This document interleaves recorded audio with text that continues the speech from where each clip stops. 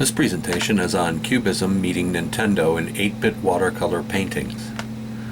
I believe I came up with this one from the Huffington Post in 2014. I would strongly encourage you all to look at the arts and culture section of HuffPo, as they quite frequently have interesting articles on related subjects.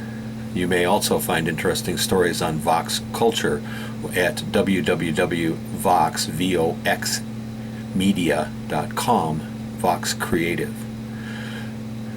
Now, in this article, it's not too often that we align the modernist artistic movement, that is Cubism, with a middle school pastime, that is Nintendo, but artist Adam Lister is showing us the two realms share an unlikely bond, an aesthetic predilection for all things flat.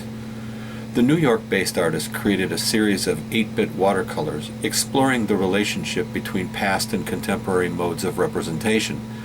For the series, Lister transformed these familiar visuals from Gustav Klimt's The Kiss to Wonder Woman into horizontal fields of pure color and line.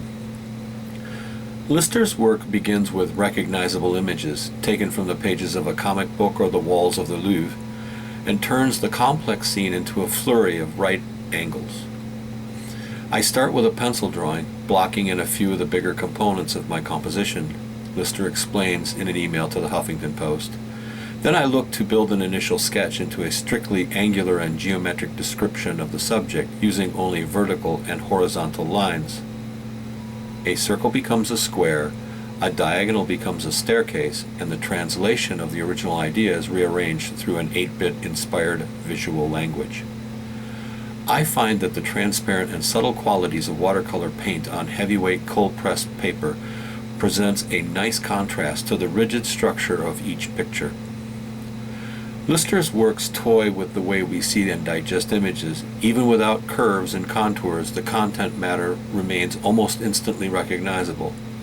And while the digital aesthetic is rapidly gaining popularity in the art world, we rarely see a style compared to it in the flatness of watercolor. And to be honest, it warms our hearts just a little. I've always thought of having a deep connection to Cubism and later on color field painting, Lister said.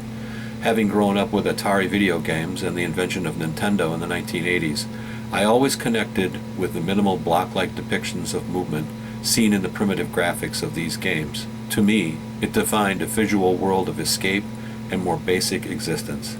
Do you see the unlikely parallel between Mario Kart and Picasso?